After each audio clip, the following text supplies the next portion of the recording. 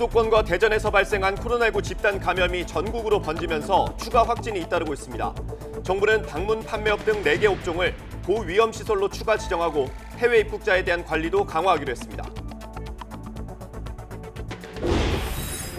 북한이 남북 공동연락사무소 폭파 뒤 추가 행동을 예고하며 대남 공세를 이어가고 있습니다. 접경 지역 주민들은 또 불안 속에 하루하루를 보내고 있습니다.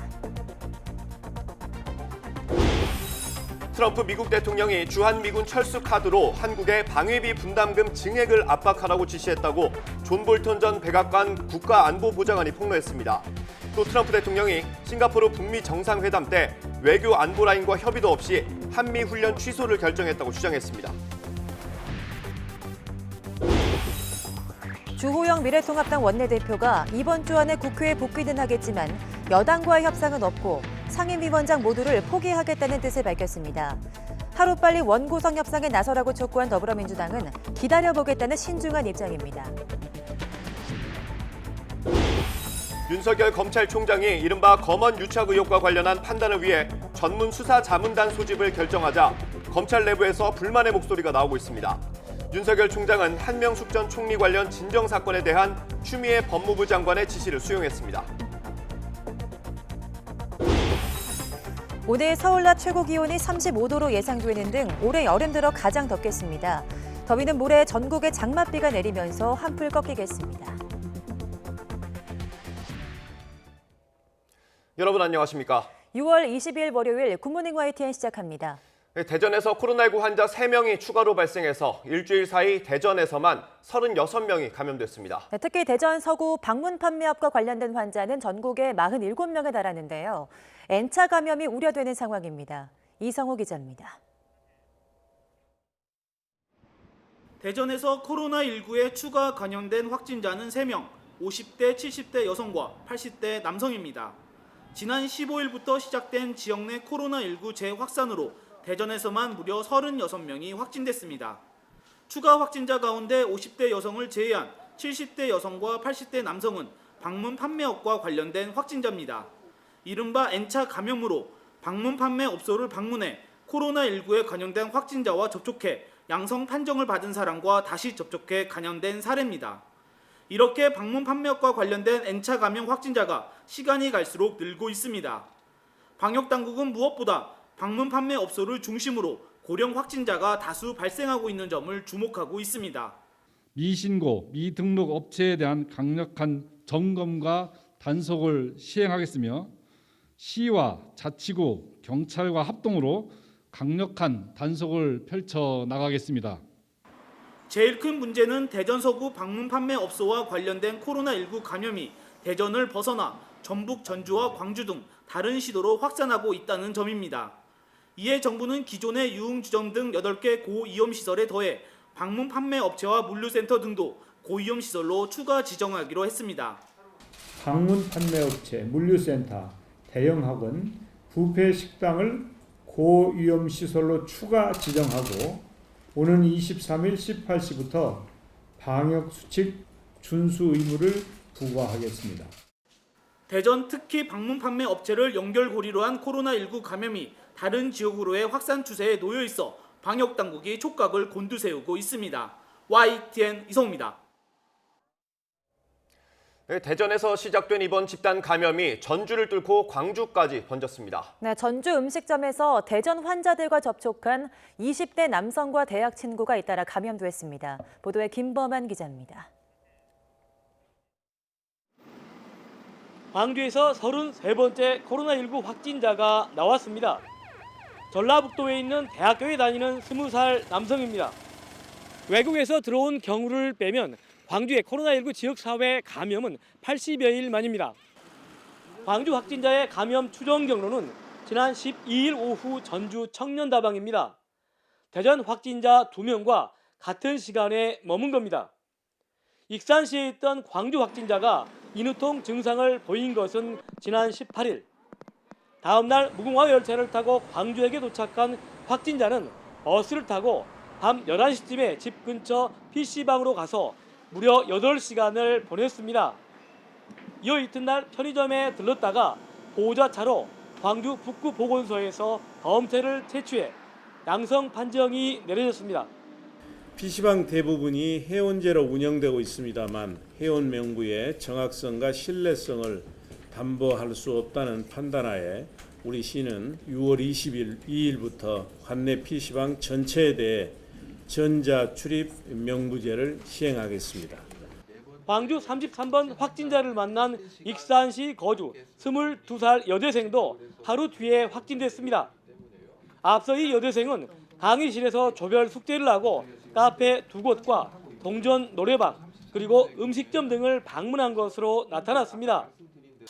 대전 방문 판매 업체 관련 감염에 전북 2명, 광주 1명이 더해진 겁니다. 우려되는 상황인 것만은 분명하고요. 또 이 이후에 추가 환자가 더 발생할 가능성도 상당히 높습니다.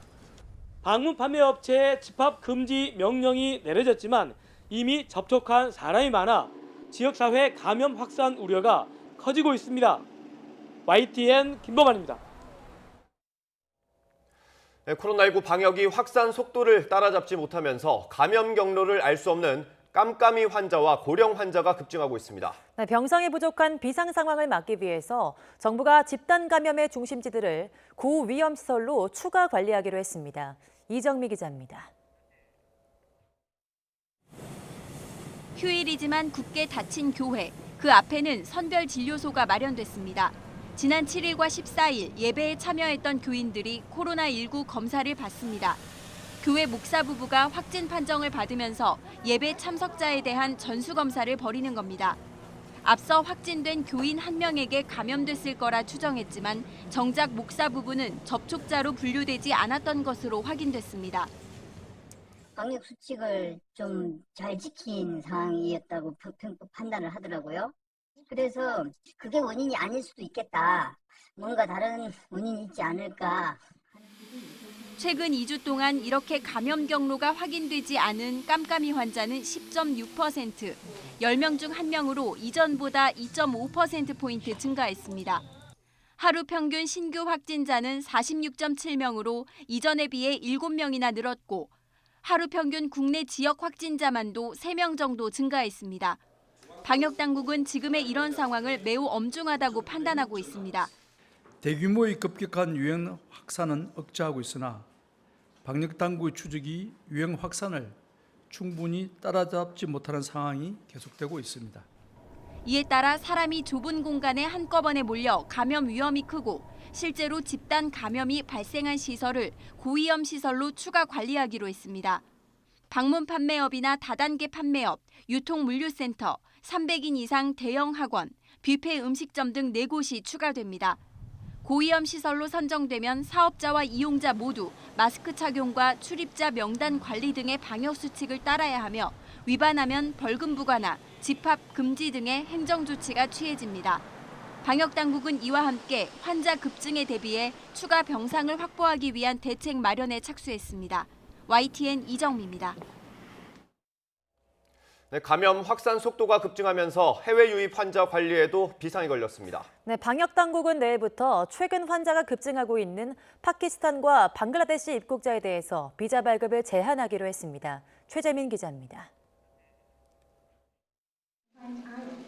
입국자를 한창 관리하던 지난 4월, 해외 입국자는 하루 1,000명 안팎이었습니다. 그런데 요즘은 하루 1,300여 명으로 늘었습니다. 농번기를 맞아 농촌 등에서 필요로 하는 인력이 많아져서입니다. 하지만 해외 유입 환자가 많아지면서 우리의 방역과 치료 역량에 부담이 커집니다. 방역 당국이 해외 입국자에 대한 사전적 방역 강화 조치를 준비하는 이유입니다. 최근 다수의 확진 환자가 발생하고 있는 파키스탄, 방글라데시에 대해서는 6월 23일부터 강화된 방역 조치를 즉시 시행할 계획입니다. 이 두 나라는 외교나 불가피한 기업 활동 외에는 신규 비자 발급이 제한됩니다. 또 직항편은 그대로 두지만 부정기 항공편의 운행 허가 중지 등도 고려하고 있습니다. 하지만 방역 당국이 더 고민되는 건 요즘 들어 느슨해진 사회적 거리두기입니다. 갑자기 찾아온 더위에 마스크를 쓰는 게 힘들어진다는 건 알지만 조금의 소홀함 때문에 최근 방역 당국의 추적 속도가 방역 확산 속도를 따라가지 못하고 있다는 겁니다. 방역 당국은 코로나19의 예측 가능성과 신뢰도를 높이면서도 우리 국민이 적극적으로 참여할 수 있도록 지금의 단계적 조치 사항을 재정비해 조만간 발표하기로 했습니다. YTN 최재민입니다. 코로나19 사태가 길어지면서 병상 부족 사태가 우려되는 만큼 격리 해제 기준을 완화해야 한다는 전문가들의 권고가 나왔습니다. 코로나19는 발병 후 며칠이 지나면 전염력이 낮아지기 때문에 장기 격리가 불필요하다는 건데요.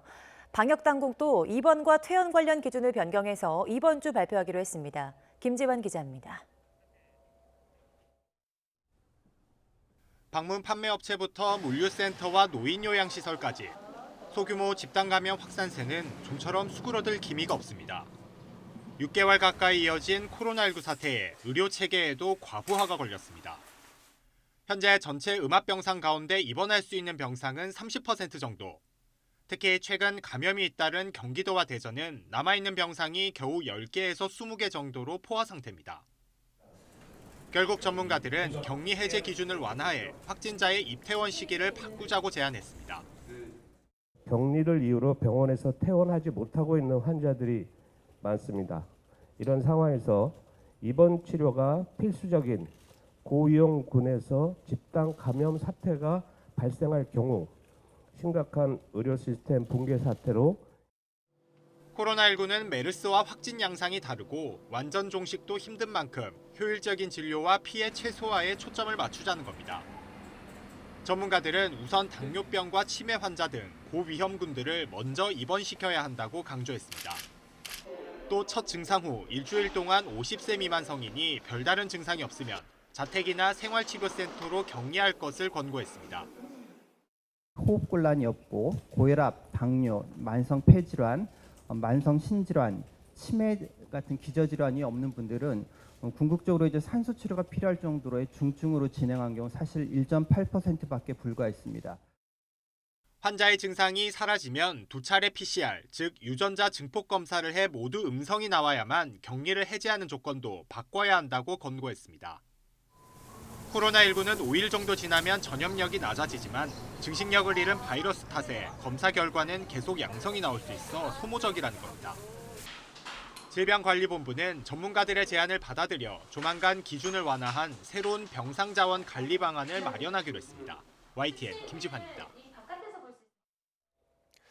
대학 입시철은 다가오는데 코로나19는 사그라들 기미가 안 보이자 비대면 입시 설명회가 열렸습니다. 자동차 극장처럼 이른바 드라이브인 방식으로 진행됐는데 3,000명이 참석했습니다. 정현우 기자가 현장에 다녀왔습니다. 서울 양재동에 있는 한 주차장으로 자동차들이 줄지어 들어갑니다. 운전자들이 창문을 통해 건네받는 건 다름 아닌 두꺼운 입시 자료. 여기서 뛰도록 할게요. 한 칸씩 떨어뜨려서 주차해 주시면 됩니다. 감사합니다. 주차장 요원의 안내에 따라 한 칸씩 띄어 주차한 학부모들은 열심히 안내 책자를 훑어봅니다. 코로나19 감염 우려에 그동안 미뤄온 입시 설명회가 이렇게 드라이브인 방식으로 열린 건데요. 설명회를 찾은 차량은 1,500대, 학생과 학부모는 모두 3,000명에 이릅니다. 설명회장 정면에는 자동차 극장처럼 대형 화면이 설치됐고 잠시 후 등장한 입시 전문가들은 지난 19일에 시행된 올해 첫 모의고사 설명과 함께 코로나19 사태 탓에 각 대학들이 개별적으로 내놓은 입시 일정과 내신 반영 방식도 분석합니다. 학생과 학부모들은 혹여나 하나라도 놓칠까 주파수를 맞춘 라디오에서 흘러나오는 음성에 집중합니다. 자, 27페이지. 올해 그 고등학교 3학년 학생들은 개학도 연기되었고 학부모들은 이렇게라도 열린 입시 설명회가 반가울 따름입니다.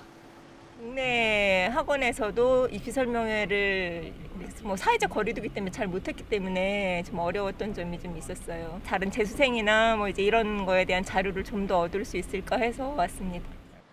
학부모들 문의와 예약이 빗발치면서 학원 측은 부랴부랴 저녁 시간대에 설명회를 추가로 마련하기도 했습니다.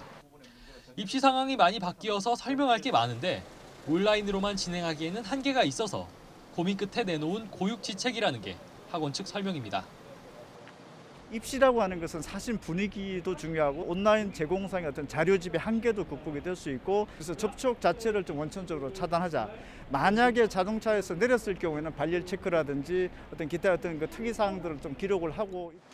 사상 초유의 코로나19 사태 속에서도 대학 입시가 점차 다가오면서 수험생들의 정보 전쟁도 전례 없는 진풍경을 낳고 있습니다. YTN 정현우입니다. 대학 등록금 반환에 정부 재정을 투입하는 방안에 대해 청와대와 정부가 모두 불가 입장을 내놓고 있습니다. 청와대와 정부는 재정 지원을 통한 대학 등록금 환급 요청에 대해 안 된다는 쪽으로 입장을 정리한 것으로 알려졌습니다. 역대 최대 규모 재개발이라는 서울 용산구 한남 3구역 조합이 지자체 반대에도 불구하고 어제 결국 조합원 2천여 명이 모인 가운데 총회를 열고 현대건설을 시공사로 선정했습니다. 하지만 강남구청은 조합이 집합금지 행정명령을 어겼다며 행정조치와 함께 경찰에 고발까지 하겠다는 입장입니다. 최두희 기자가 보도합니다.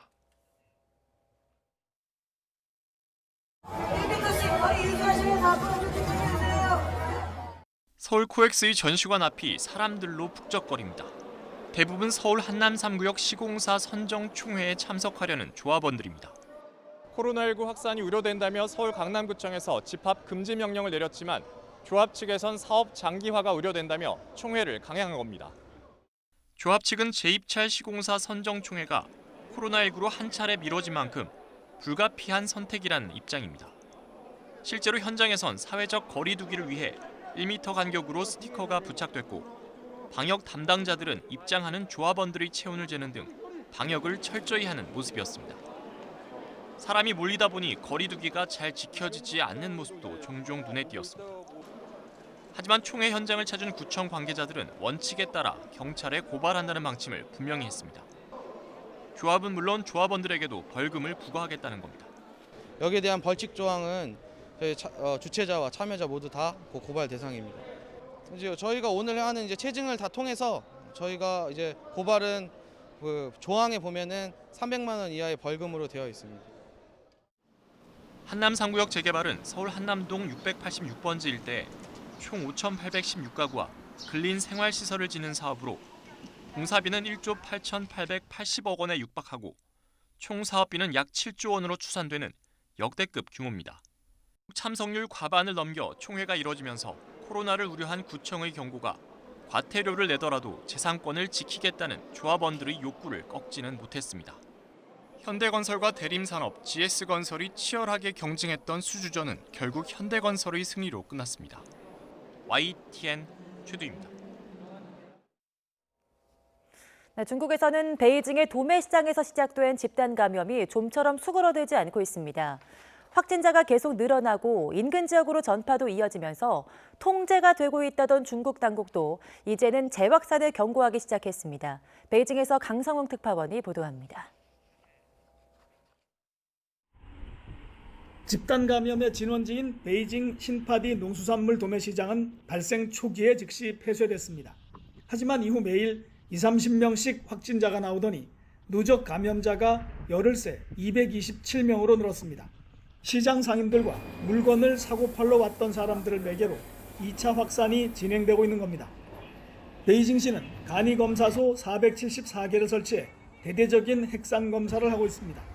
인근 주민은 물론 식당 주인이나 근무자들은 반드시 검사를 받도록 했습니다.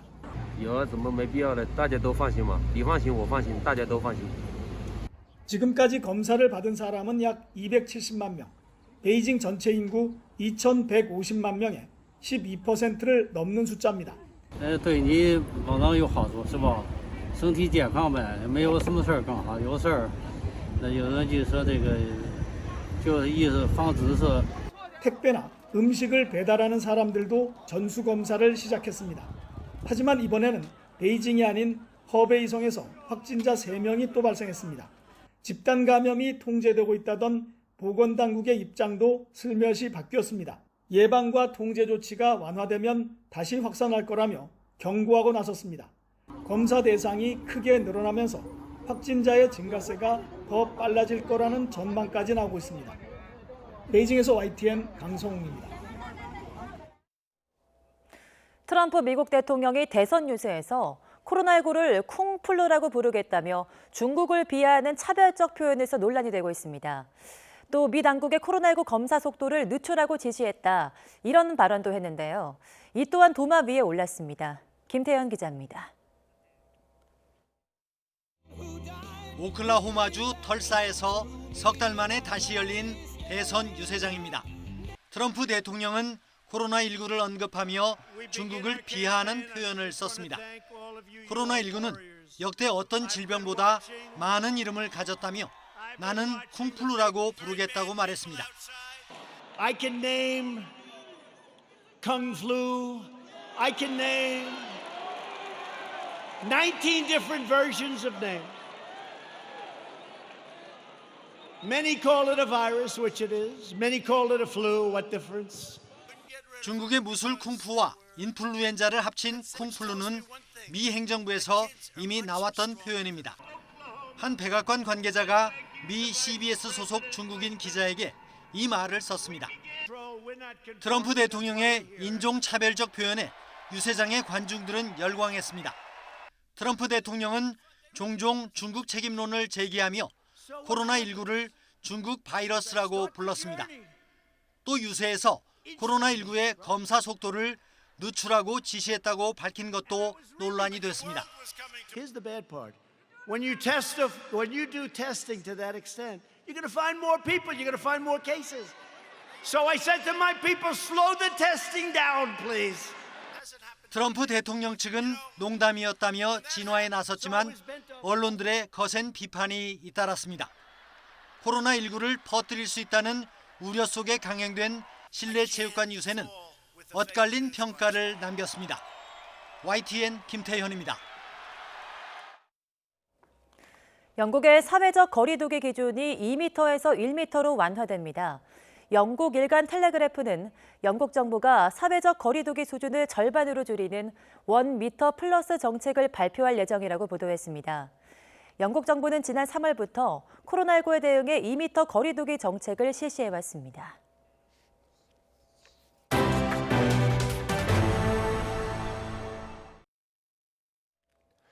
통일부가 북한의 대남 전단 살포를 중단할 것을 촉구한 것에 대해 북한이 계획을 수정할 의사가 전혀 없다고 밝혔습니다. 비무장지대에서 북한군이 소규모로 움직이는 모습이 식별되곤 있지만 감시초소 복구 작업은 관측되지 않은 것으로 알려졌습니다. 왕선택 통일외교 전문기자의 보도입니다. 북한은 노동당 통일전선부 대변인 담화에서 남측 통일부가 대남 전단 살포 중단을 촉구한 것을 비난하면서 전단 살포 의지를 재확인했습니다. 대변인은 이미 다 깨어져 나간 북남 관계를 놓고 계획을 고려하거나 변경할 의사는 전혀 없다고 밝혔습니다. 전체 인민의 의사에 따라 계획되고 있는 대남 보복 전단 살포 투쟁은 그 어떤 합의나 원칙에 구속되거나 고려되지 않을 것이라고 강조했습니다. 대변인은 또 남한 당국자들이 말하는 역지사지 입장에서 똑같이 당해봐야 북한이 느끼는 혐오감과 불쾌감을 알게 될 것이라고 덧붙였습니다. 각종 매체를 동원한 여론전도 계속됐습니다. 노동신문은 정세론 해설을 통해 남북연락사무소 폭파와 관련해 남한 당국은 누구를 걸고 들기 전에 스스로 책임을 통감해야 한다고 주장했습니다. 대외선전 매체 우리민족끼리는 남측의 육해공군, 합동해상사격훈련 등을 거론하면서 남한 군부는 남북관계를 파국으로 몰아간 죄과에 대해 통감하면서 조용히 있는 것이 좋을 것이라고 비난했습니다.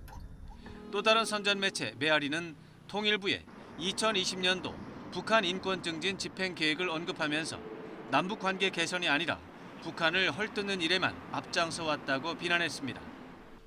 한편 비무장지대에서 북한이 예고한 군사행동 정황은 아직 관측되지 않은 것으로 알려졌습니다. 정부 소식통에 따르면 북한군이 비무장지대에서 그간 사용하지 않았던 잠복호, 즉 숨어서 경계 근무를 하기 위해 파놓은 구덩이에 5명 이하 소수 병력을 진입시키고 숲을 제거 등의 작업을 하는 정황이 식별되고 있습니다. 이에 대해 군 관계자는 북한군 총참모부가 예고한 행동 조치일 가능성에 무게를 두지 않고 있다면서 파괴된 감시초소를 복구하는 것으로 보이는 작업 활동은 관측되지 않는다고 전했습니다. YTN 왕선택입니다. 북한은 추가 행동을 예고하며 우리 정부를 압박하고 있습니다. 남북 간 긴장이 높아질 때마다 크고 작은 피해를 겪었던 접경 지역 주민들은 또다시 불안함 속에 하루하루를 보내고 있습니다.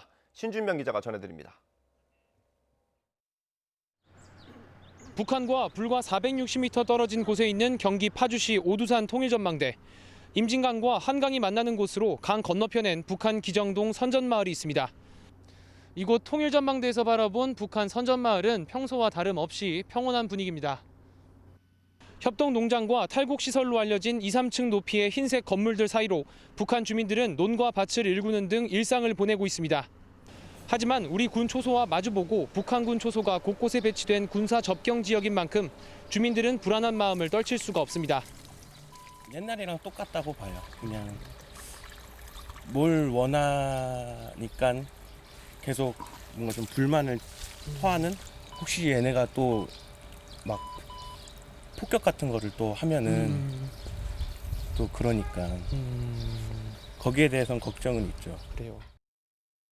북측은 남북 공동 연락사무소를 폭파한 지난 16일 이후로도 연일 대남 강경 대응을 이어가고 있는 상황. 최근까지 비어있던 북측 비무장지대 인근 초소에 병력 배치 움직임이 포착된 데 이어 북측은 대남 전단 살포도 예고했습니다. 주민들은 이번에도 그저 큰 충돌 없이 남북 간 긴장이 해소되길 바랄 뿐입니다. 어렸을 때부터 뭐 여기 옛날에는 총알까지 날라왔었어요. 옛날에 우리 어렸을 때. 그냥 만성이 된 거지. 그냥 뿌리면 뿌리 나보다, 여기서 뿌리면 뿌리 나보다, 그런 식으로 살지. 하지만 탈북민 단체가 오는 25일 전후로 다시 남북 간 마찰의 원인이 되는 대북전단을 북측에 살포할 계획을 세운 것으로 알려져 접경 지역의 긴장감은 더욱 커지고 있습니다. YTN 신준명입니다.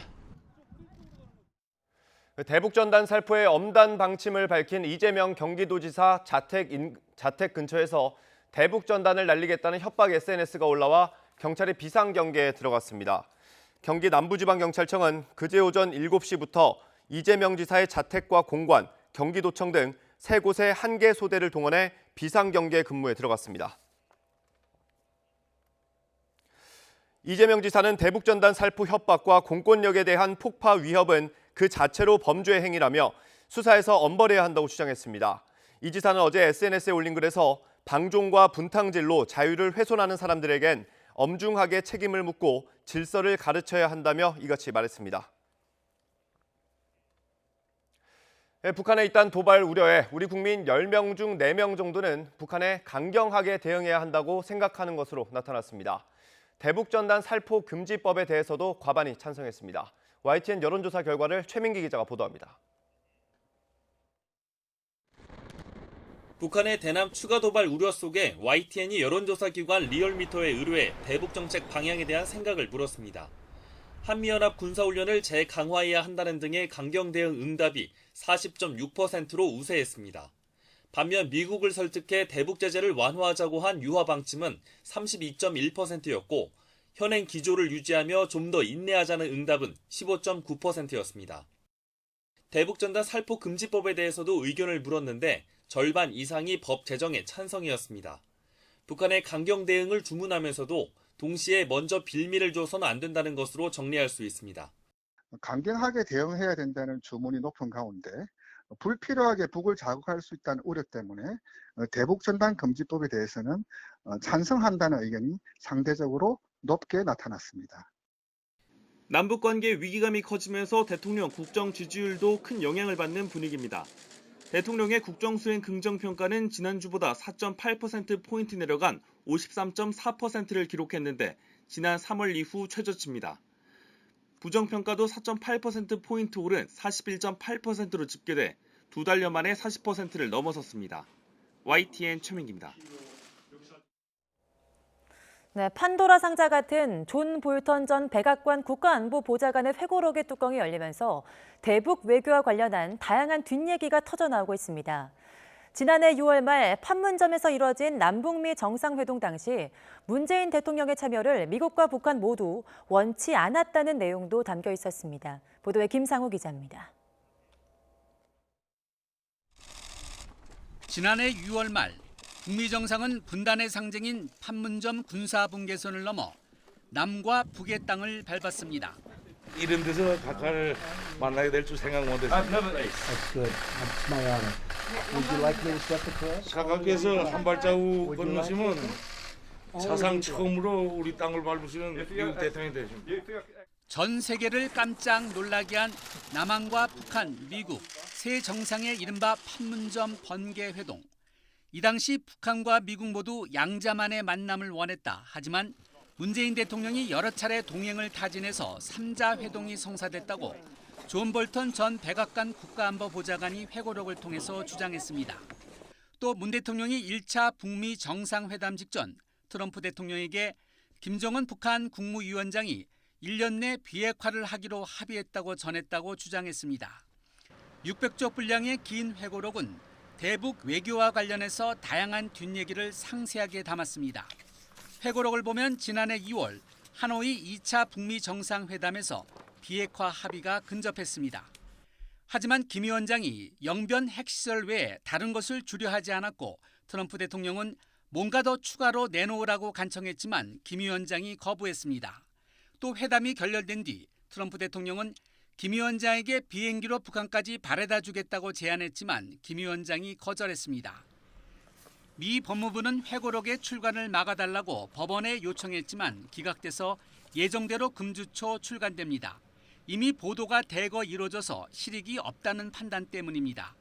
하지만 법원은 안보를 위협할 수 있다고 지적해 회고록 수익 환수 등의 가능성은 남아있다는 지적입니다. At least a temporary victory for John Bolton, but it is clear that the judge is not really thrilled with him. 재선을 노리는 트럼프 대통령에게 또 다른 대형 악재가 되고 있는 판도라 상자 같은 회고록. 볼턴 전 보좌관은 출판에 앞서 200만 달러, 약 24억 원의 선인세를 받은 것으로 알려져 있습니다. YTN 김상호입니다. 볼턴 전 보좌관은 트럼프 대통령이 주한 미군 철수를 카드로 한국의 방위비 분담금 증액을 압박하라고 지시했다 이렇게 증언했습니다. 또 트럼프 대통령이 2018년 싱가포르 북미 정상회담 때 외교 안보 라인과 협의도 없이 한미 훈련 취소를 결정했다고 밝혔습니다. 이동우 기자입니다. 트럼프 대통령은 한국의 방위비 분담금 증액을 꾸준히 요구해왔습니다. 이런 가운데 주한미군 주둔 비용으로 현재의 선후배인 50억 달러를 받지 못할 경우 주한미군 철수를 위협하라고 여러 차례 지시했다고 존 볼턴 전 백악관 국가안보보좌관이 회고록을 통해 밝혔습니다. 미군 철수를 지렛대로 삼으면 방위비 협상에서 강력한 위치를 차지할 수 있다고 강조했다는 것입니다. 미 국방부의 창의적인 회계 기술을 적용하면 방위비는 어떤 액수든 정당화할 수 있다고 설명했습니다. 한마디로 방위비 분담금은 고무줄이란 것입니다. But we're asking them to pay for a big percentage of what we're doing. It's not fair. 특히 북한의 미사일 발사에 대한 보고를 받은 후 방위비를 요구하기에 좋은 타이밍이라면서 미사일 때문에 한국에서 50억 달러를 받게 될 것이라고 말했다고 회고록에 기록됐습니다. 볼턴은 방위비를 이렇게 크게 인상하는 것은 불가하다는 것을 알고 있었다고 밝혔습니다. 트럼프 대통령은 더 나아가 미군이 왜 한국전에 참전했는지 그리고 왜 여전히 한국에 많은 병력이 주둔하는지 이해하지 못하겠다고 밝혔다고 전했습니다. 2018년 싱가포르 북미 정상회담 이후 폼페이오 국무장관의 방북에서 성과가 없자 북한은 기본적으로 비핵화하길 원하지 않는다고 트럼프 대통령이 토로했다고 적기도 했습니다. 이는 회담 직후 밝힌 내용과는 상반된 것입니다. Denuking, I mean, he's denuking the whole place, and he's going to start very quickly. I think he's going to start now. 한편 2018년 6월 싱가포르 북미 정상회담 때 트럼프 대통령은 참모들과 협의 없이 김정은 위원장이 제안한 한미 연합훈련 축소 내지 폐지를 즉흥적으로 수용했다고 볼턴은 주장했습니다. YTN 이동호입니다. 문재인 대통령이 3차 추경안의 6월 국회 통과를 위해 비상한 방법을 강구하라고 주문했습니다. 미래통합당의 상임위 불참으로 3차 추경안 심의가 이루어지지 못하고 있는 데 대한 압박으로 해석할 수 있습니다. 신호 기자가 보도합니다. 취임 1년을 맞은 김상조 청와대 정책실장이 기자실을 찾았습니다. 정책실의 당면 과제로 35조 3천억 원 규모로 짠 3차 추경에 차질 없는 집행을 꼽았습니다. 지금 이 순간 큰 어려움을 겪고 계시는 국민들을 도와드리기 위한 정부의 노력에 국회의 이해와 협조를 당부드립니다. 문재인 대통령은 3차 추경안을 국회가 심의조차 하지 못하고 있는 상황을 우려했습니다. 국민은 추경을 기정사실화하고 있고 여야 이견도 크지 않은 상황인데 추경안의 6월 통과가 무산되어선 안 된다면서 비상한 방법을 강구해야 한다고 강조했습니다. 청와대는 3차 추경안 처리가 지연되면 국민 390만 명의 고통이 연장된다며 7가지 사례를 들었습니다. 특수고용직과 프리랜서 등 114만 명에 대한 150만 원 현금 지원과 실업자 49만 명에게 주는 월 평균 150만 원의 실업급여, 또 경영난에 처한 업체 근로자 58만 명에게 기존 급여의 70%를 주는 데 쓸 예산도 이달 중순 떨어진다고 밝혔습니다. 한국판 뉴딜 정책을 통한 일자리 55만 개 창출과 미래지향적 일자리를 희망하는 12만 명에 대한 교육, 저소득층 4만 8천 명에 대한 가구당 123만 원씩 지원, 소상공인 100만 명에 대한 긴급자금 1,000만 원 대출까지 모두 합치면 390만 명에게 돌아갈 지원이 어려워진다는 뜻입니다. 문 대통령의 언급은 상임위 구성을 둘러싼 여야 갈등으로 국회가 3차 추경안 심의 착수도 못한 가운데 나왔습니다. 국민이 3차 추경을 기정사실로 여기고 있고 비상한 방법까지 강구해야 할 시점이라고 강조하면서 야당에도 강하게 국회 복귀를 촉구한 것으로 볼 수 있습니다. YTN 신호입니다. 이렇게 대통령도 추경안의 신속한 처리를 촉구했지만 국회 상황이 녹록치 않습니다. 네, 자맹을 이어온 미래통합당 주호영 원내대표는 이번 주 국회에 복귀하겠다면서도 협상할 뜻은 없다고 밝혔는데요. 여야가 3차 추경안 처리를 위한 대화의 물꼬를 틀 수 있을지 주목됩니다. 김대근 기자입니다. YTN과 인터뷰에서 상황이 바뀐 게 없다며 당장은 복귀 의사가 없음을 내비쳤던 통합당 주호영 원내대표. 복귀에 대한 당의 열망이 좀 많은 것 같은데 오셨으면 좋겠다는 당의 목소리가 많은데 상황이 바뀐 게 전혀 없잖아요. 김종인 비대위원장이 속리산 법주사까지 찾아가고 초선 의원들까지 나서 설득을 이어가자 입장에 변화를 보였습니다. 주호영 원내대표는 YTN과의 통화에서 이번 주 안으로 국회에 복귀해 업무를 재개하는 방안을 고려하고 있다고 말했습니다. 상임위를 가동해 야당으로서의 역할은 포기하지 않겠다는 겁니다. 하지만 상임위원장 선출과 관련한 원구성 협상에는 전혀 임하지 않겠다고 선을 그었습니다. 법사위원장 등 6개 상임위원장을 통합당 없이 선출한 것처럼 나머지 12개 상임위원장 자리도 민주당이 모두 가져가라는 반발로 보입니다. 민주당은 3차 추경안 심사를 위해서는 예결위원장 등의 선출이 필요하다며 하루빨리 원구성 협상에 나서라고 거듭 촉구했습니다. 18개를 모두 가져가라라고 하는 것이 정확한 포기의 의사인지 민주당을 다른 형태로 압박하는 의사인지는 좀 진위가 확인이 필요하고요. 많은 시간이 국회에 있지 않습니다. 동시에 주 원내대표가 정확한 복귀 시점이나 요구사항을 밝히지 않은 만큼 신중한 입장을 보였습니다. 김영진 원내수석 부대표는 주 원내대표의 행보와 관련해 하루 정도 지켜봐야 할 것 같다며 기다려보겠다는 입장을 밝혔습니다. 결국 주 원내대표의 정확한 요구가 민주당에 전달되는 게 우선으로 보입니다. 코로나19로 인한 경제 위기로 3차 추경안이 시급한 만큼 국회 늑장 대응에 대한 비판 여론도 커지고 있습니다. 상임위 구성을 두고 대립을 이어온 여야가 이번 주에는 다시 협상 테이블에 마주 앉아 일하는 국회 모습을 보여줄지 주목됩니다. YTN 김대근입니다. 윤석열 검찰총장이 이른바 검언 유착 의혹과 관련한 판단을 위해 전문 수사 자문단 소집을 결정하자 검찰 내부에선 불만의 목소리가 나오고 있습니다. 한명숙 전 총리 관련 사건을 놓고도 검찰 안팎에서 공격받는 상황인 만큼 윤 총장의 리더십이 시험대에 올랐다는 분석입니다. 이종원 기자입니다. 이른바 검언 유착 의혹을 수사해온 검찰 수사팀은 지난 16일 윤석열 총장의 최측근이자 지방 고등검찰청 차장검사로 있는 A 검사장의 휴대전화를 압수했습니다. 뒷북 압수수색이란 지적도 있었지만 현직 검사장에 대한 압수수색 자체가 극히 이례적인 만큼 어느 정도 수사가 진척된 분기점으로 받아들여졌습니다. 수사팀은 의혹의 당사자인 채널A 이모 기자를 여러 차례 소환한 데 이어 이번 주엔 의혹의 출발점인 이철 전 신라젠 대주주에게도 재소환을 통보하는 등 수사의 속도를 높여왔습니다. 그러나 대검찰청은 의혹의 당사자인 이 기자 요청에 따라 전문 수사 자문단을 소집해 기소 여부 등에 대한 의견을 듣기로 하면서 늦어도 다음 달 초엔 자문단 회의가 소집될 예정입니다. 자문단 소집 결정권자인 윤 총장이 수사팀을 신뢰할 수 없다던 이 기자 측 주장을 받아들인 것으로 해석되면서 수사팀에선 불만의 목소리가 새어나오고 있습니다. 서울중앙지검 관계자는 수사팀 공식 입장은 없다면서도 윤 총장 측근이 연루된 만큼 이례적인 결정으로 받아들인다며 고심하는 분위기가 역력하다고 전했습니다.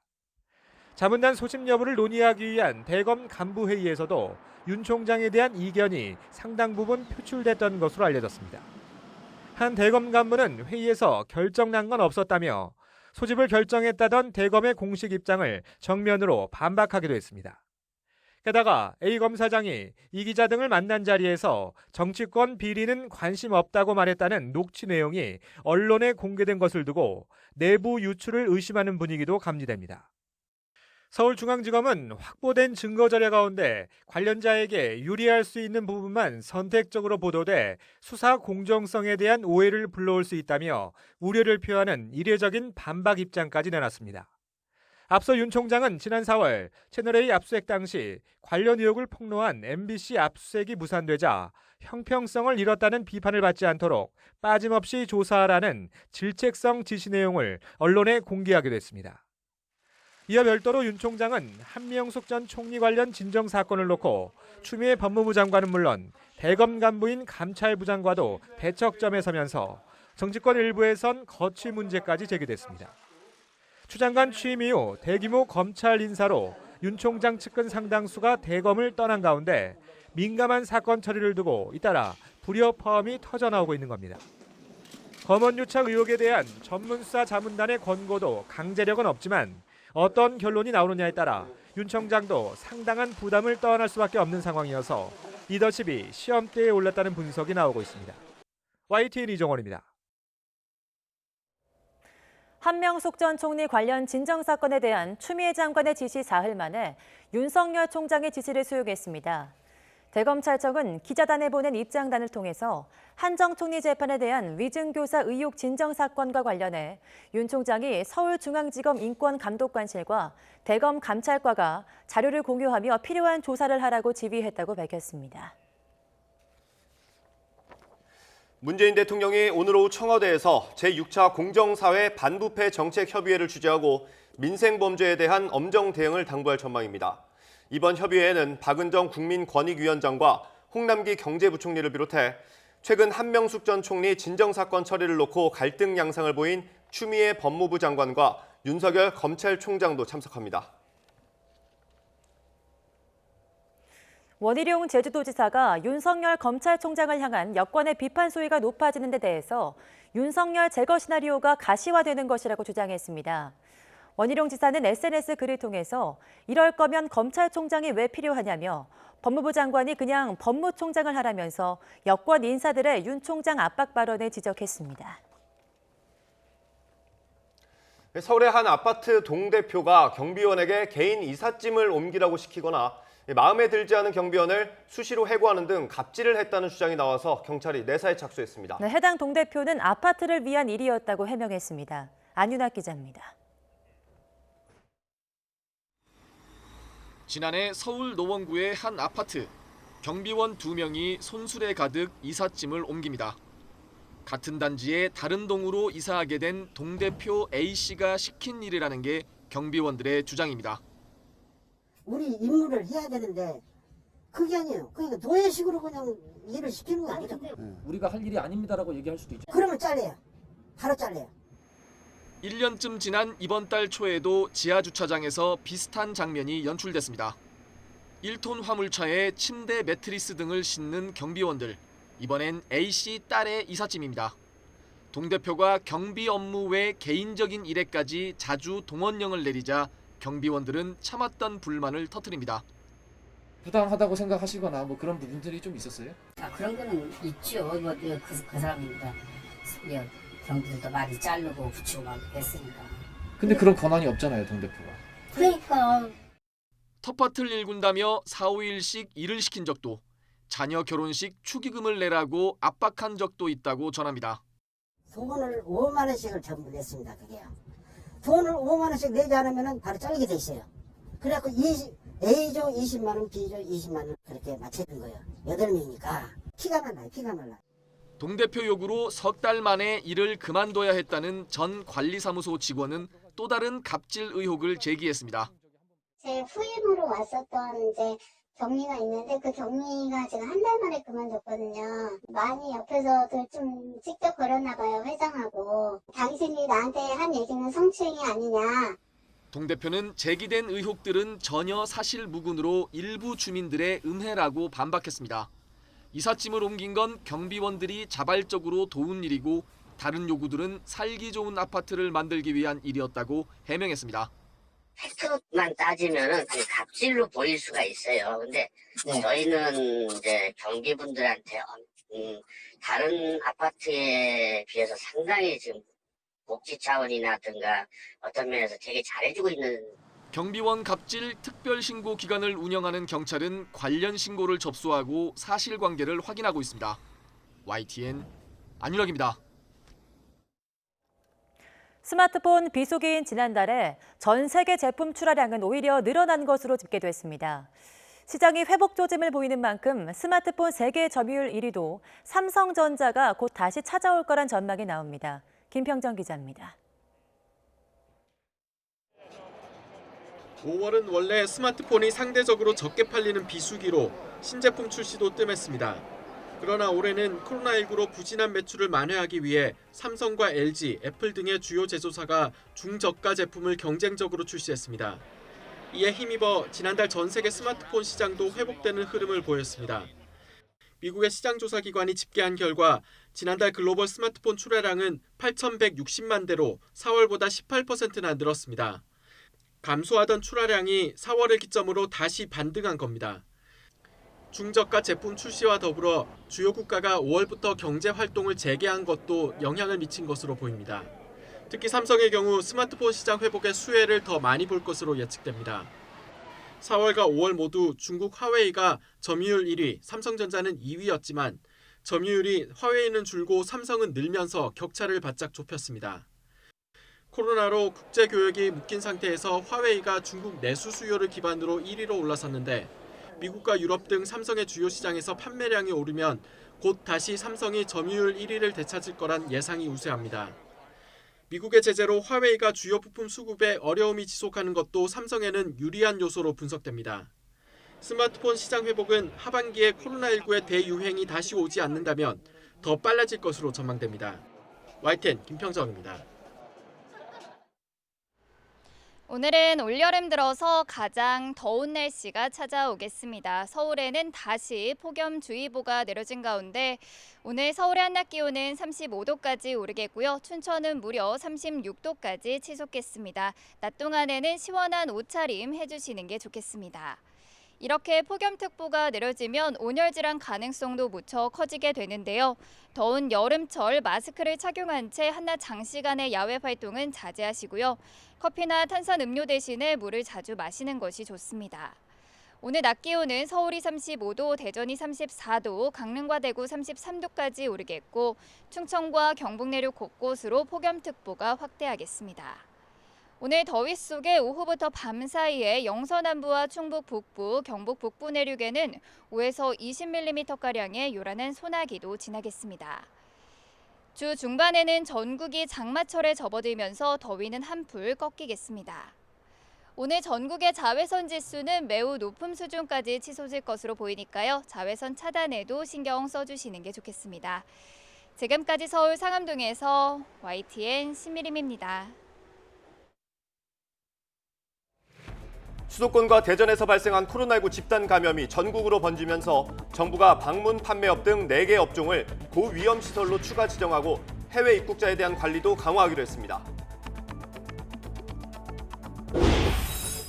YTN 여론조사 결과 국민 10명 가운데 4명은 북한에 강경하게 대응해야 하고 대북전단 살포 금지법에 대해서도 절반 이상이 찬성하는 것으로 나타났습니다. 트럼프 미국 대통령이 주한미군 철수 카드로 한국의 방위비 분담금 증액을 압박하라고 지시했다고 존 볼턴 전 백악관 국가안보보좌관이 폭로했습니다. 오늘 서울 낮 최고 기온이 35도로 예상되는 등 올해 여름 들어 가장 덥겠습니다.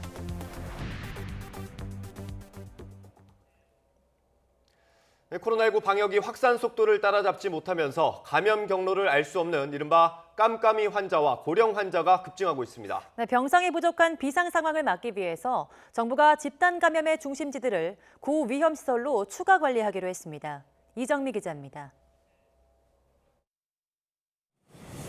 휴일이지만 굳게 닫힌 교회, 그 앞에는 선별 진료소가 마련됐습니다. 지난 7일과 14일 예배에 참여했던 교인들이 코로나19 검사를 받습니다. 교회 목사 부부가 확진 판정을 받으면서 예배 참석자에 대한 전수검사를 벌이는 겁니다. 앞서 확진된 교인 1명에게 감염됐을 거라 추정했지만 정작 목사 부부는 접촉자로 분류되지 않았던 것으로 확인됐습니다. 방역 수칙을 좀 잘 지킨 상황이었다고 판단을 하더라고요. 그래서 그게 원인이 아닐 수도 있겠다. 뭔가 다른 원인이 있지 않을까. 최근 2주 동안 이렇게 감염 경로가 확인되지 않은 깜깜이 환자는 10.6%, 10명 중 1명으로 이전보다 2.5%포인트 증가했습니다. 하루 평균 신규 확진자는 46.7명으로 이전에 비해 7명이나 늘었고 하루 평균 국내 지역 확진자만도 3명 정도 증가했습니다. 방역당국은 지금의 이런 상황을 매우 엄중하다고 판단하고 있습니다. 대규모의 급격한 유행 확산은 억제하고 있으나 방역당국의 추적이 유행 확산을 충분히 따라잡지 못하는 상황이 계속되고 있습니다. 이에 따라 사람이 좁은 공간에 한꺼번에 몰려 감염 위험이 크고 실제로 집단 감염이 발생한 시설을 고위험 시설로 추가 관리하기로 했습니다. 방문 판매업이나 다단계 판매업, 유통물류센터, 300인 이상 대형 학원, 뷔페 음식점 등 4곳이 추가됩니다. 고위험 시설로 선정되면 사업자와 이용자 모두 마스크 착용과 출입자 명단 관리 등의 방역 수칙을 따라야 하며 위반하면 벌금 부과나 집합 금지 등의 행정 조치가 취해집니다.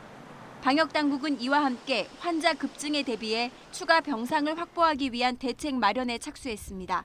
YTN 이정미입니다. 대전에서 코로나19 환자 3명이 더 나왔습니다.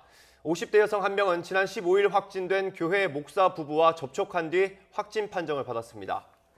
또 서구에 사는 70대 여성은 용문동 상가 6층에서 충남 계룡 환자를 만난 뒤 확정 판정을 받은 60대 남성과 접촉한 것으로 확인됐습니다. 이 60대 남성이 충남 계룡 환자와 만날 때 함께 있었던 다른 여성의 남편 1명도 추가로 감염된 사실이 확인됐습니다. 코로나19 사태가 장기화하면서 병상 부족이 우려되는 만큼 격리 해제 기준을 완화해야 한다는 전문가들의 권고가 나왔습니다. 코로나19는 발병 후 며칠 지나면 전염력이 낮아지기 때문에 장기 격리가 불필요하다는 건데요.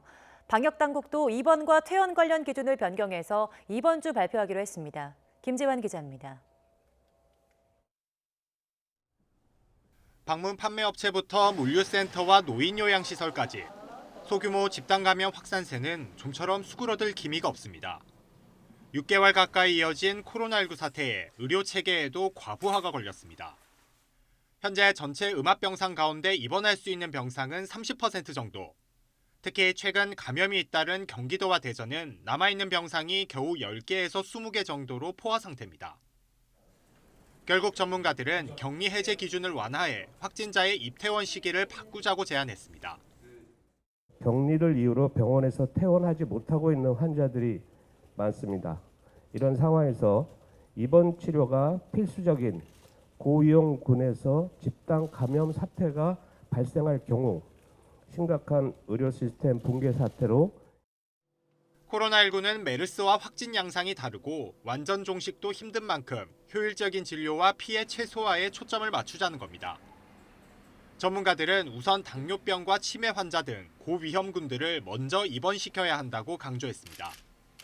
또 첫 증상 후 일주일 동안 50세 미만 성인이 별다른 증상이 없으면 자택이나 생활치료센터로 격리할 것을 권고했습니다. 호흡곤란이 없고 고혈압, 당뇨, 만성 폐질환, 만성 신질환, 치매 같은 기저질환이 없는 분들은 궁극적으로 이제 산소 치료가 필요할 정도로의 중증으로 진행한 경우 사실 1.8%밖에 불과했습니다. 환자의 증상이 사라지면 2차례 PCR, 즉 유전자 증폭 검사를 해 모두 음성이 나와야만 격리를 해제하는 조건도 바꿔야 한다고 권고했습니다. 코로나19는 5일 정도 지나면 전염력이 낮아지지만 증식력을 잃은 바이러스 탓에 검사 결과는 계속 양성이 나올 수 있어 소모적이라는 겁니다. 질병관리본부는 전문가들의 제안을 받아들여 조만간 기준을 완화한 새로운 병상자원 관리 방안을 마련하기로 했습니다. YTN 김지환입니다. 코로나19의 세계적 대유행, 팬데믹 상황이 계속되는 가운데 우리나라도 재유행의 조짐이 곳곳에서 나타나고 있습니다. 국내에서 첫 환자가 나온 지 어느새 5달이 지났는데요. 오히려 방역당국은 지금을 위기 상황으로 규정했습니다. 이승훈 기자입니다. 코로나19 국내 첫 환자가 나온 게 지난 1월 20일. 서둘러 찾아 막았지만 대구 신천지교회를 중심으로 하루 최대 900여 명의 폭발적 환자가 나오면서 우리도 코로나19의 세계적 대유행, 팬데믹을 피하진 못했습니다. 최근 확진자가 급증해 어려움을 겪고 있는 대구와 경북 청도 지역을 감염병 특별관리지역으로 지정하여 특단의 조치를 시행하겠습니다. 한때 환자 발생이 주춤해 잠시 마음을 놨던 적도 있습니다. 하지만 코로나19가 이태원 클럽과 부천 물류센터, 방문 판매업체 여러 곳을 거치는 동안 코로나19와의 불편한 동거를 이어간 게 어느새 5달이 지났습니다.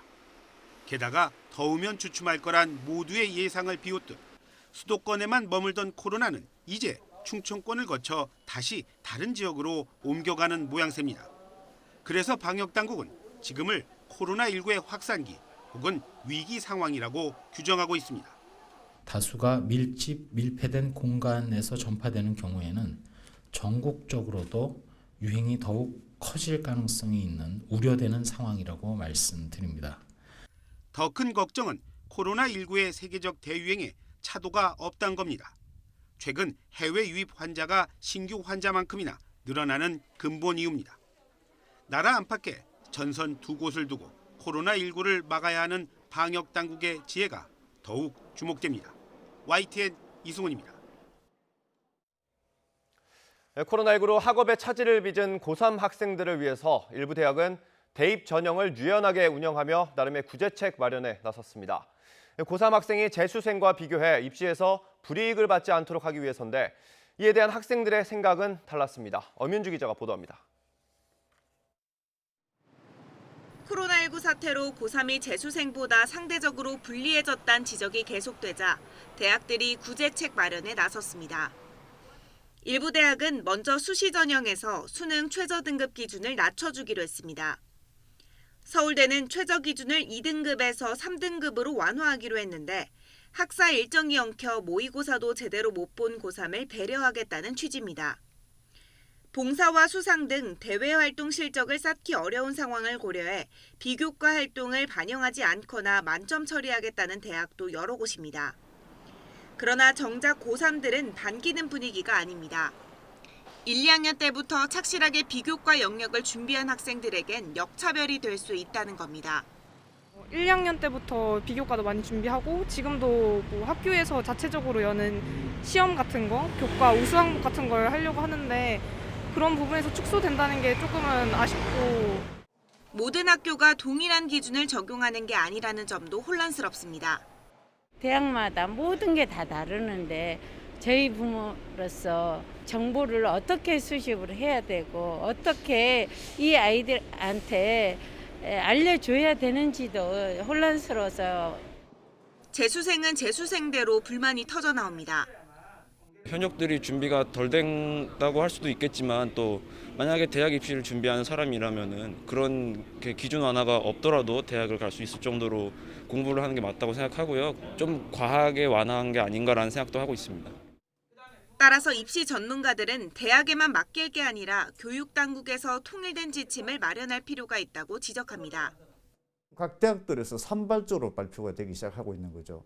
이런 부분들을 좀 일괄적으로 모아서 좀 참고 단일화된 어떤 발표 방식이 좀 필요할 것 같고, 그리고 대학들이 변경을 할지 말지에 대해서도 빠른 어떤 그 결정을 내려주는 것이 사상 초유의 코로나19 사태 속에 치러지게 되는 올해 입시. 최대한 피해를 보는 수험생을 최소화할 수 있도록 정부와 대학, 관련 전문가 등 교육계 모두가 머리를 맞댄 논의가 시급한 시점입니다. YTN 엄윤수입니다. 관세 당국이 컨테이너를 이용해서 수입과 수출을 하는 중소기업을 대상으로 세관 검사비를 지원하기로 했습니다. 그동안 수출입 업체가 검사비 전액 부담했는데 코로나19로 어려움을 겪는 중소기업들에게 도움이 될 걸로 보입니다. 차상은 기자입니다. 우리 중소기업이 타이완에서 수입한 컨테이너 화물을 세관 직원들이 꺼내 살펴봅니다. 수입 신고한 내용과 같은지, 원산지를 제대로 표시했는지 등을 확인하기 위해 화물 가운데 일부를 세관 창고로 가져와 검사하는 겁니다. 기존에는 컨테이너 운반비 등 검사에 필요한 모든 비용을 수입업체가 내야 해 불만도 민원도 많았지만 다음 달부터는 부담을 덜게 됐습니다. 코로나19로 어려움을 겪는 중소기업을 돕기 위해 관세 당국이 검사비를 대신 내기로 했습니다. 중소기업 입장에서는 검사 비용에 대한 부담 없이 검사 대상이 되더라도 경영에 도움이 되는 것이고, 세관 입장에서는 민원 부담 없이 검사를 적극적으로 함으로써 지원 대상은 우리 법에서 정한 중소기업으로 컨테이너를 이용한 수출입 화물에 문제가 없다면 검사비의 90%를 관세청이 지원합니다. 하지만 신고와 다른 화물이 실려 있거나 마약이나 밀수품 운반 등 범죄가 발견되면 지원 대상에서 제외하고 처벌도 받습니다. 정부에서 지원을 해준다면 당연히 큰 도움이 됩니다. 다만 세관 검사 결과 문제가 없어야 지원 대상이 된다고 하니 수출입 신고 시 조금 더 신경 써야 될 것 같습니다.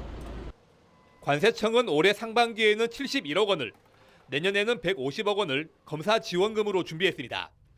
컨테이너를 이용한 수출입이 우리나라 산업의 큰 부분을 차지하고 있는 만큼 검사비 지원은 경영난을 겪는 중소기업에 적지 않은 도움이 될 거로 보입니다. YT의 차상입니다. 문재인 대통령이 3차 추경안의 6월 통과를 위해 비상한 방법을 강구하라고 주문했습니다. 미래통합당의 상임위 불참으로 추경안 심의가 이뤄지지 못하고 있는 것에 대한 압박으로 해석할 수 있습니다. 신호 기자가 보도합니다. 취임 1년을 맞은 김상조 청와대 정책실장이 기자실을 찾았습니다. 정책실의 당면 과제로 35조 3천억 원 규모로 짠 3차 추경의 차질 없는 집행을 꼽았습니다. 지금 이 순간 큰 어려움을 겪고 계시는 국민들을 도와드리기 위한 정부의 노력에 국회의 이해와 협조를 당부드립니다.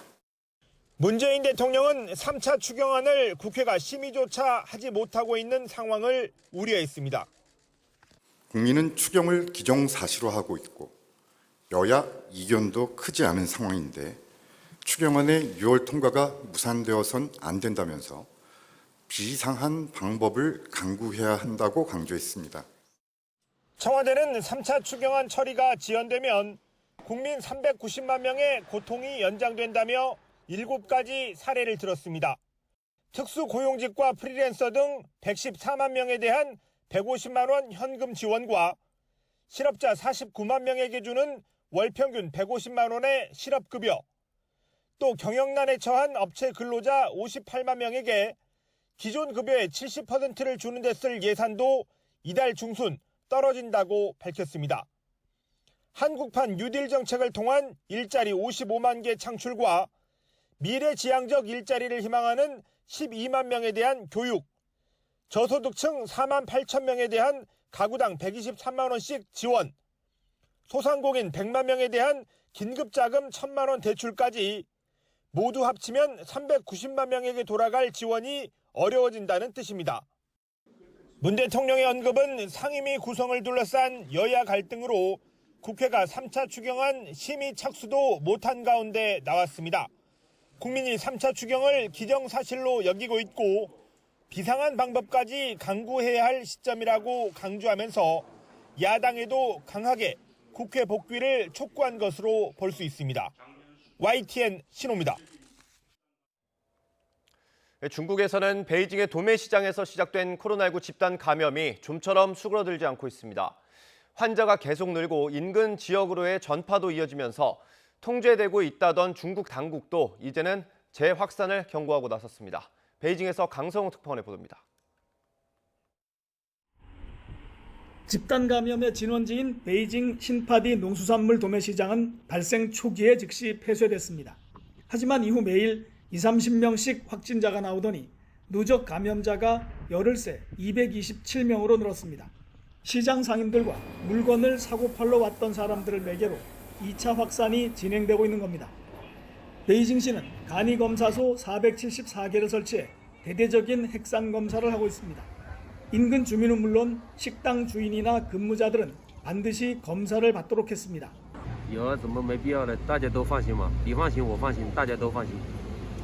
지금까지 검사를 받은 사람은 약 270만 명, 베이징 전체 인구 2,150만 명의 12%를 넘는 숫자입니다. 对你往当有好处是吧？身体健康呗，没有什么事儿更好。有事儿，那有人就说这个，就意思防止是。 택배나 음식을 배달하는 사람들도 전수 검사를 시작했습니다. 하지만 이번에는 베이징이 아닌 허베이성에서 확진자 3명이 또 발생했습니다. 집단 감염이 통제되고 있다던 보건당국의 입장도 슬며시 바뀌었습니다. 예방과 통제 조치가 완화되면 다시 확산할 거라며 경고하고 나섰습니다. 검사 대상이 크게 늘어나면서 확진자의 증가세가 더 빨라질 거라는 전망까지 나오고 있습니다. 베이징에서 YTN 강성웅입니다.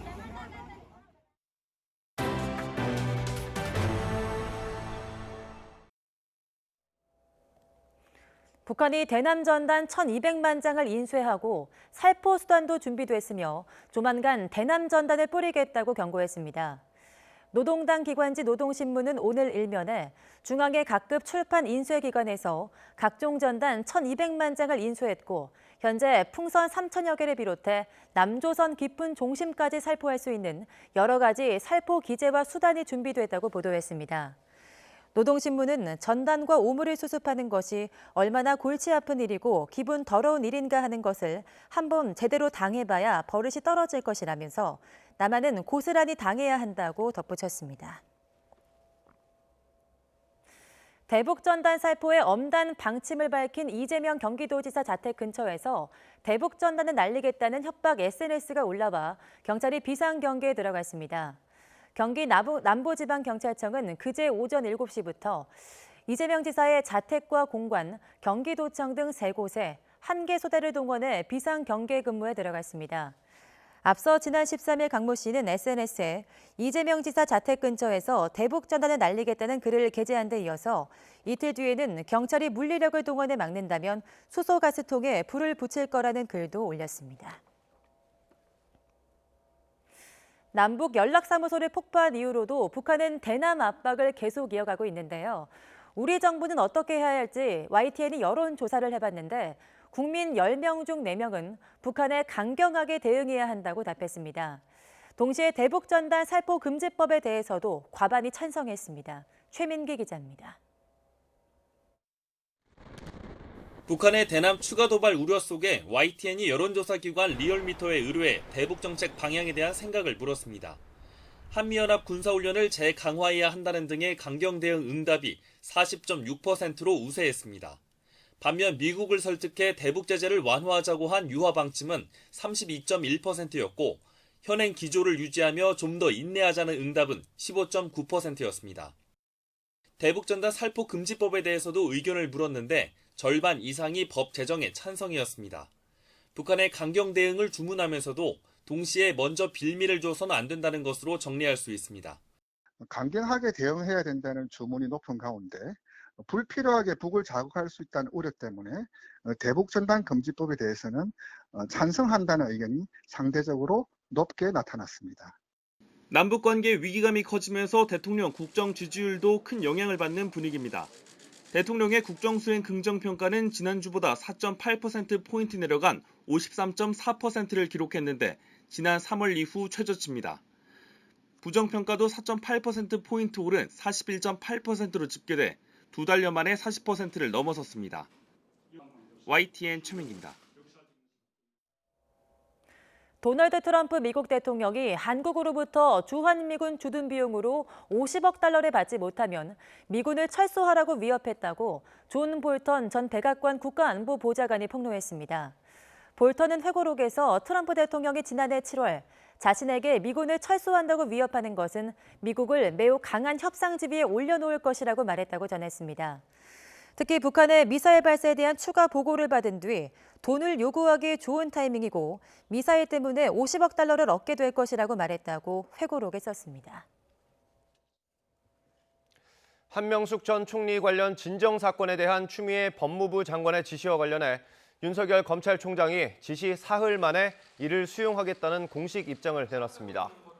대검찰청은 기자단에 보낸 입장을 통해 한 전 총리 재판에 대한 위증 교사 의혹 진정 사건과 관련해 윤 총장이 서울중앙지검 인권감독관실과 대검 감찰과가 자료를 공유하며 필요한 조사를 하라고 지휘했다고 밝혔습니다.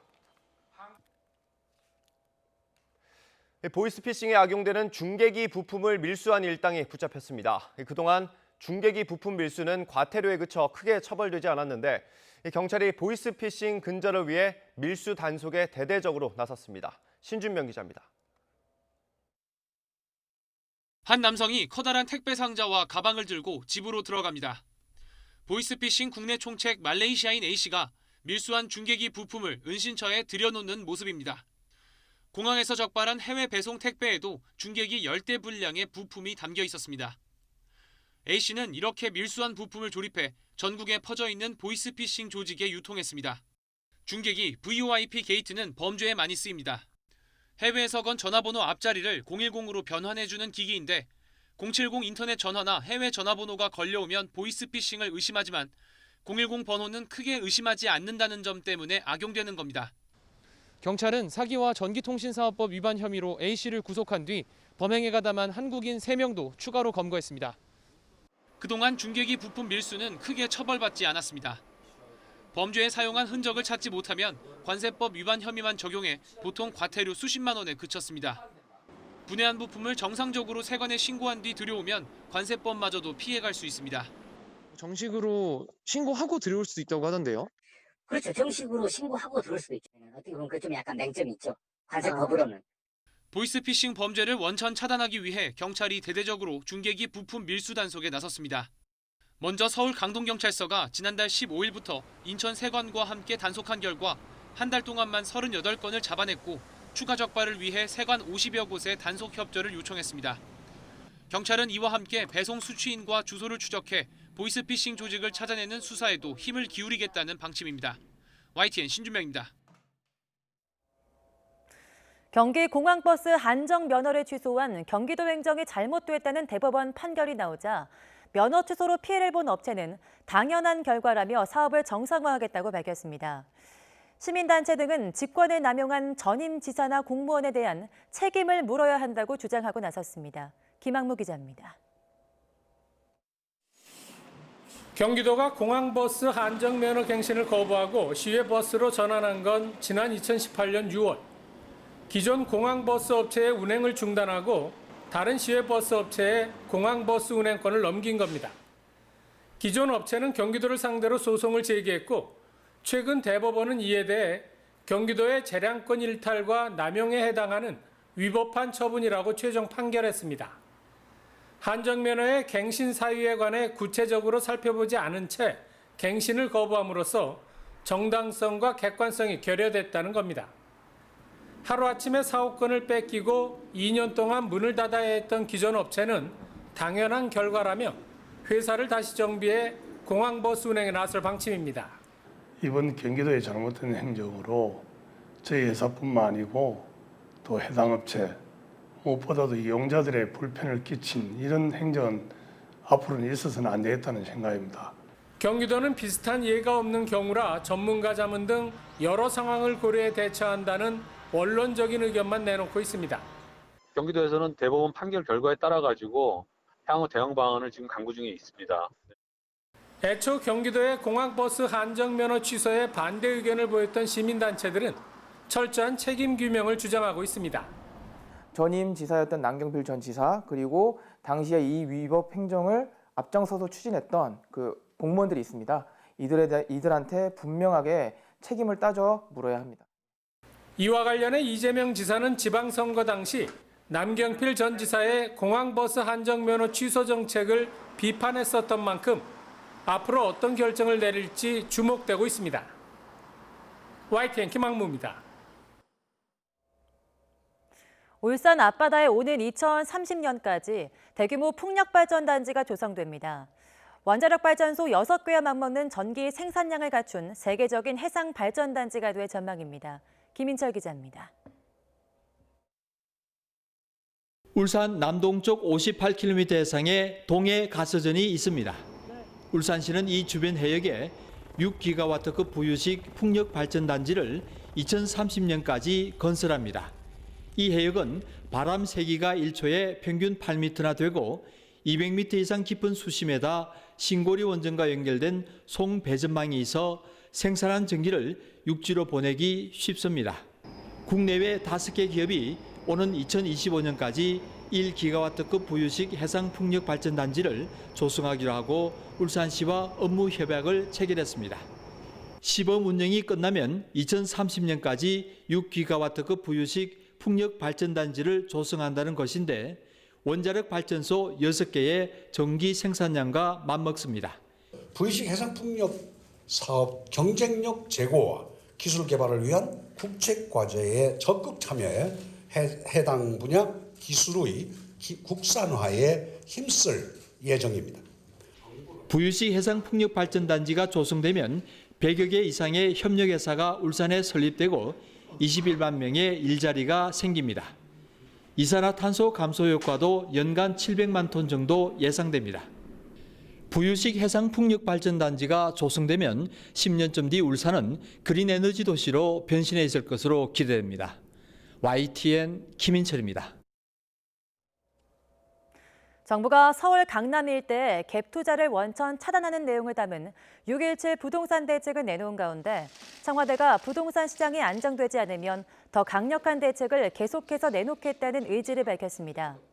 김상조 청와대 정책실장은 취임 1년을 맞아 가진 브리핑에서 문재인 정부는 부동산 시장 안정을 위해 모든 정책 수단을 동원할 것이라면서 6.17 대책으로 수단을 소진한 것은 아니라고 말했습니다. 현대건설이 역대 최대 재개발 사업으로 꼽히는 한남 3재정비 촉진구역의 시공사로 선정됐습니다. 현대건설은 한남 3구역 재개발 조합이 서울 강남구 삼성동 코엑스에서 개최한 시공사 선정 총회 2차 결산에서 참석 조합원 2,801명 가운데 1,409명의 지지를 받아 경쟁사인 대림산업을 따돌리고 시공권을 따냈습니다. 공정거래위원회가 인스타그램 등 SNS에서 제품을 홍보하고 별도의 인터넷 홈페이지에서 판매한 SNS 기반 쇼핑몰 7곳에 대해서 전자상거래법 위반 혐의로 시정명령과 함께 과태료 3,300만 원을 부과했습니다. 온라인 쇼핑몰 인블리를 운영하는 북원 FNC는 상품 후기글이 최신순과 추천순, 평점순에 따라 정렬되는 것처럼 보이게 해놓고 실제로는 평이 좋은 후기를 게시판 상단에 노출한 것으로 조사됐습니다. 인천국제공항공사가 공항에서 근무하는 보안검색 노동자 1,900여 명을 직접 고용하기로 했습니다. 이에 따라 기존 비정규직 노동자 9,700여 명 가운데 공항소방대 211명과 야생동물 통제요원 30명까지 모두 2,100여 명을 직접 고용하게 됐습니다.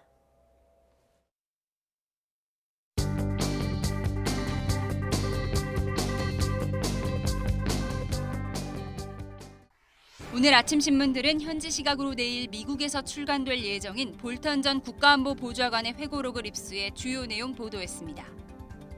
2018년 싱가포르 북미 정상회담은 김정은 위원장이 아닌 정의용 청와대 국가안보실장이 제안했다. 판문점 회동 때 트럼프도 김정은도 문재인 대통령의 동행을 원하지 않았다. 문 대통령이 남북 정상 한 라인이 작동되지 않는다고 고백했다. 조선일보가 담은 볼턴 전 보좌관의 주장입니다. 한국일보도 회고록 내용을 비중 있게 다뤘는데요. 하노이 회담에서 트럼프가 스몰딜과 결렬 중 더 큰 뉴스거리인 결렬을 택했고 즉흥적인 트럼프에 매달리다가 남과 북 모두 길을 잃었다고 제목을 뽑았습니다. 서울 불바다를 거론하며 대남 도발을 경고한 북한이 대미 핵공격 위협까지 나서자 미국이 심판의 날 항공기로 불리는 핵 공중지휘 통제기 E-4B의 훈련 장면을 전격 공개했다고 동아일보가 보도했습니다. 검언 유착 의혹을 수사하고 있는 서울중앙지검과 대검찰청이 한동훈 부산고검 차장검사에 대한 수사를 놓고 대립하고 있다는 한겨레 기사입니다. 서울중앙지검이 채널A 백모 기자의 휴대전화에서 녹음 파일을 확보해 분석했는데요. 한 검사장에게 강요미수 혐의를 적용할 수 있다고 보고 그를 피의자 신분으로 소환 조사하기로 했다는 겁니다. 백모 기자의 회사 선배인 이모 기자에 대해서도 구속영장 청구 방침을 정했지만 이에 대한 대검찰청의 의사결정이 늦어지면서 수사가 속도를 내지 못하고 있다고 지적했습니다. 국내외 부동산 관련 기사 보겠습니다. 6.17 대책 적용 전 막바지 갭 투자를 하기 위한 수요자가 몰려 강남 일부 지역이 북새통을 이뤘다고 합니다. 어떤 집도 소유하지 않겠다며 집 7채를 매물로 내놓은 테슬라 창업주 일론 머스크. 그의 저택을 중국 IT 기업 창업자 딕네이가 351억 원에 사들였다는 소식까지 살펴봤습니다. 주간 브리핑 이하린입니다. 프로야구를 대표하는 맞수가 바로 잠실 라이벌 두산과 LG입니다. 그런데 라이벌이라고 부르기 무색할 정도로 두산만 만나면 유독 작아지는 LG가 이번에도 주말 3연전을 모두 내줬습니다. 허재영 기자가 보도합니다. 올 시즌 기대 이상의 호투를 이어가던 20살 신예 이민호가 두산 타선을 만나 고전을 면치 못합니다. 평소 같지 않게 볼넷과 몸에 맞는 볼을 남발하며 점수를 헌납합니다. 6회에는 바뀐 투수 진해수가 최주환에게 적시타를 얻어맞고 한 점을 더 내줍니다. 마운드에서는 알칸타라의 눈부신 역투가 펼쳐졌습니다. 8회까지 볼넷 없이 단 한 점만 내주며 LG 타선을 꽁꽁 틀어막았습니다. 제대로 힘 한 번 써보지 못한 LG는 결국 두산과의 주말 3연전을 모두 내주고 말았습니다. 이전까지 4연승을 달리던 상승세는 온데간데 사라지고 3연패에 빠지며 두산과 공동 2위가 됐습니다. LG는 올해도 역시 두산의 유독 약한 면모를 극복하지 못하고 있습니다. 개막전 한 경기만 이겼을 뿐 이후 5경기를 내리졌습니다. 지난해에도 LG는 두산의 6승 10패로 밀렸고 2018년에는 15경기를 내리지다가 마지막 경기에서야 겨우 1승을 거두는 수모를 당했습니다. 2016년부터 5년째 상대 전적에서 열세를 면치 못하고 있습니다. 아직도 두산과 10경기를 더 치러야 하는 LG. 두산 앞에 서면 작아지는 트라우마를 극복하지 못한다면 우승의 꿈도 멀어질 수밖에 없습니다. YTN 허정원입니다. 프로야구 기아의 에이스 양현종 선수가 4회까지 홈런 2방을 포함해 무려 8점을 내주는 난조로 패전 투수가 됐습니다. 3회까지 안타 1개만 맞고 호투하던 양현종은 4회에만 홈런 2방을 맞는 등 4점을 내줬고 5회에도 4점을 더 허용했습니다. 에이스가 난타당한 기아는 삼성에 12대5로 크게 져 4연승의 상승세에 제동이 걸렸고 삼성은 3연패에서 벗어났습니다. 프로축구 부산이 김문환의 결승골을 앞세워 5년 만에 1부 리그 승리의 기쁨을 누렸습니다. 개막 이후 7경기 연속 승리가 없는 부산과 인천의 벼랑 끝 맞대결에서 부산은 후반 32분 김문환의 골을 잘 지켜 인천을 1대0으로 이겼습니다. 반면 인천은 개막 이후 2무 6패의 부진에 빠졌습니다. 내셔널 타이틀 대회이자 시즌 2번째 메이저 대회인 한국 여자 오픈에서 유소연이 짜릿한 한타차 우승을 차지했습니다. 유소연 선수 우승과 함께 통큰 결정을 발표했는데요. 우승 상금 2억 5천만 원 전액을 코로나19 극복 돕기 성금으로 기부하겠다고 밝혔습니다. 김상익 기자의 보도입니다. 유소연이 마지막 날 경기에서 김효주의 맹추격을 한타차로 따돌리고 한국 여자 오픈 정상에 올랐습니다. 유소연의 국내 투어 우승은 2015년 8월 하이원 리조트 여자 오픈 우승 이후 5년 만이며 개인 통산 10번째 우승입니다. 유소연은 중국과 미국, 캐나다, 일본 여자 오픈 우승에 이어 5번째 내셔널 타이틀 대회 우승컵을 품에 안았습니다. 오늘 우승하고 나니까 또 이젠 영국 여자 오픈 우승해보면 너무 좋겠다는 생각이 들어서 다음번엔 브리티시 여자 오픈은 또 꼭 가지고 올 수 있었으면 좋겠습니다. 필드에서의 우승 경쟁은 30도를 웃도는 폭염만큼이나 뜨거웠습니다. 한타차 선두로 4라운드를 시작한 유소연은 2위였던 오지연이 전반 3타를 잃으면서 무너진 대신 5번과 6번 홀 연속 버디를 잡아낸 김효주가 한타 차로 턱 밑까지 추격해왔습니다. 후반 파 행진을 벌이던 두 선수는 18번 마지막 홀 세컨샷이 나란히 벙커에 빠지며 위기를 맞았지만 둘 모두 멋진 파 세이브에 성공했고 유소연은 어렵게 찾아온 우승을 지켜냈습니다. 유소연은 이번에 받은 우승 상금 2억 5천만 원 전액을 코로나 극복 돕기에 기부하기로 통 큰 결정을 내렸습니다. 기부한다는 이제 발표를 할 거니까 너무 놀라시지 말라고 어머니한테 말씀드렸었는데요. 어머니도 흔쾌히 너무 좋은 일 한다고 같이 기뻐해 주셔서 너무 좋았고요. 기부해야겠다고 생각한 건 사실 어젯밤에 생각했어요. 최혜진이 9언더파 3위로 국내파 중에서 가장 좋은 성적을 냈고 김세영은 8언더파 공동 4위, 세계 1위 고진영은 6언더파 6위로 대회를 마감했습니다. 국내에 머물고 있는 LPGA 소속 선수들은 다음 달 미국에서 투어가 재개돼도 당장 미국으로 건너가기보다는 현지 상황을 좀 더 지켜본다는 계획입니다. YTN 김상혁입니다. 코로나19 장기화로 온라인 무관중 공연이 활성화됐지만 연주자나 관객들에게는 직접 보고 들을 수 없는 한계가 있기도 하죠. 관객들의 그런 갈증을 풀어주는 이른바 살롱 콘서트가 요즘 눈길을 끌고 있습니다. 홍상희 기자입니다.